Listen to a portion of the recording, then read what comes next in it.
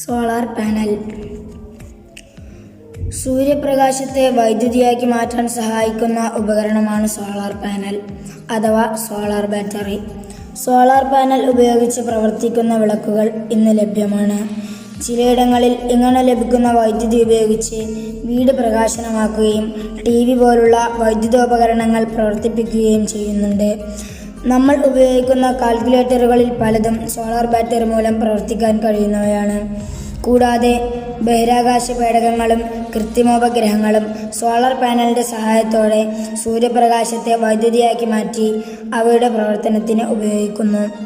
ഇങ്ങനെ പലതരം ഉപയോഗങ്ങളിലൂടെ solar battery നമ്മുടെ നിത്യജീവിതത്തിൻ്റെ ഭാഗമായി മാറിക്കഴിഞ്ഞിരിക്കുന്നു. 1954 സോളാർ ബാറ്ററി കണ്ടുപിടിക്കുന്നത്.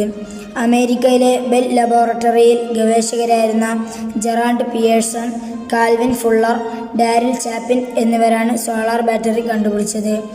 ഒരു ബ്ലേഡിൻ്റെ വലുപ്പത്തിൽ സിലിക്കൺ കഷ്ണങ്ങൾ ഉണ്ടാക്കി സൂര്യപ്രകാശത്ത് വെച്ച് അവയിൽ നിന്ന് പുറപ്പെടുന്ന ഇലക്ട്രോണുകളെ വൈദ്യുതിയാക്കി മാറ്റുകയായിരുന്നു അവർ ചെയ്തത്.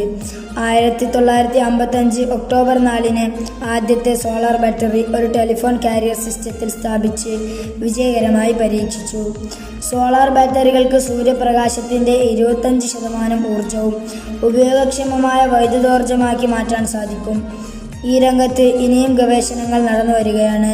പരമ്പരാഗതമായ വൈദ്യുതോൽപാദന സമ്പ്രദായത്തെ കീഴ്മേൽ മറിക്കാൻ ഭാവിയിൽ സോളാർ ബാറ്ററികൾക്ക് കഴിയുമെന്നാണ് കണക്കാക്കപ്പെടുന്നത്. കടപ്പാട്, VK ഹരിദാസ്.